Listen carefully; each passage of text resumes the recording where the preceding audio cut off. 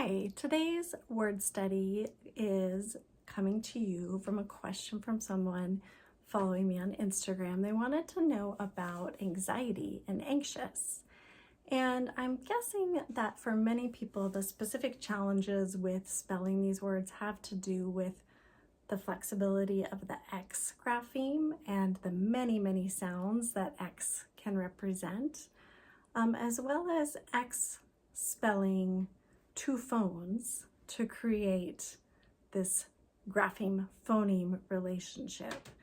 The majority of the spellings that X represents include two phones, two different sounds put together to create one phoneme. So we see this in anxious. We have a anxious where the X is spelling ksh, k, sh put together.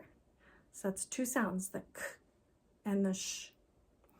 And in anxiety, we have that X spelling gz, gz. It's not the n velar nasal sound, that's the N, the gz, anxiety. So again, we have the gz being spelled by one letter.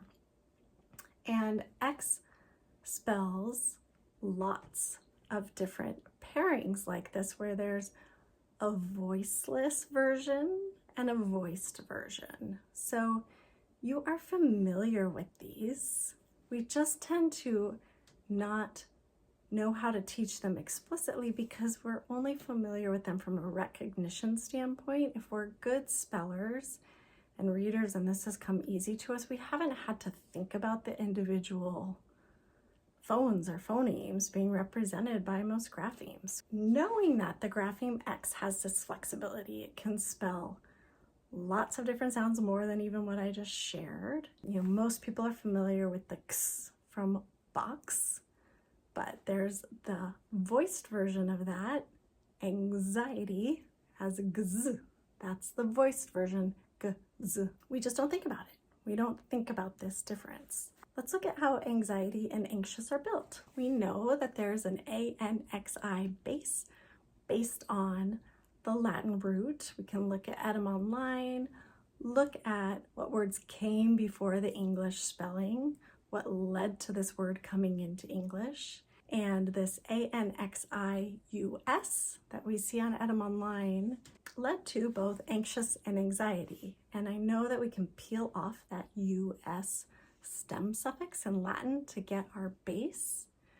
How I know that is a whole other thing, and we're not going to go into those details of Latin right now because that's not what matters for our students. If you're teaching Latin, yes, that matters. But what our students need to know is, why are these English words spelled the way they are?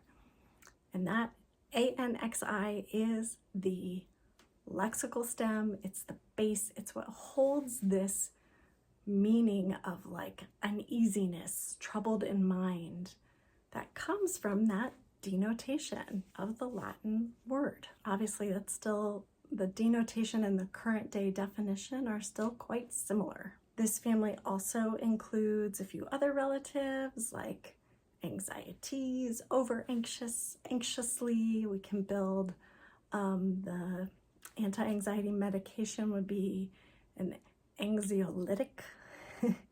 And I've included that one on purpose because I know some of you who have been doing this for a while are ready to dive into other words that might have that LYTE base.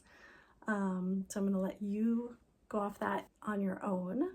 Anxiety is a really interesting spelling to look at because we have the ANXI base and then we have this ETY. And we're faced with, is this an E plus a TY or an ETY? So we can figure this out a couple of different ways. We can look and see, are there any ETY suffixes? Is this such a thing? And it's not. There are TY suffixes, there's two of them. One has to do with numeracy, numbers like in 20, 30. The other one is forming nouns, like we have with anxiety.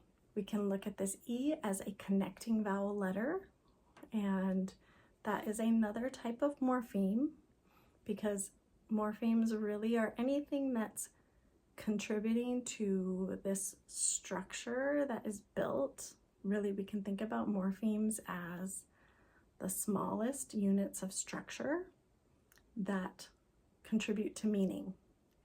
And we need this connecting vowel E in there, just like we see it in sobriety, piety, variety. I think one of the questions people have until they know the structure and the base is A and XI is that I a connecting vowel? And it's not. It is a part of the base. It's just the E that's a connecting vowel. And in anxious, there is no connecting vowel. It's the base plus OUS. And that OUS is very well known to us. That's a suffix that we see quite often. Spacious, curious. Then we get opportunity to see another connecting vowel in the anxiolytic, that anti-anxiety medication label. That's because the lytic base is Greek. And so it's ending up using a Greek connecting vowel. That L-Y-T-E actually comes from a Greek word that means to unfasten. So that's where that one's coming from. I think one of the coolest things about this family is that the early root, the Proto-Indo-European root, which was the earliest root that we have any evidence for, it also led to words like anger and angry. And not only can we hear the relationship still, which isn't always the case, anxious, angry,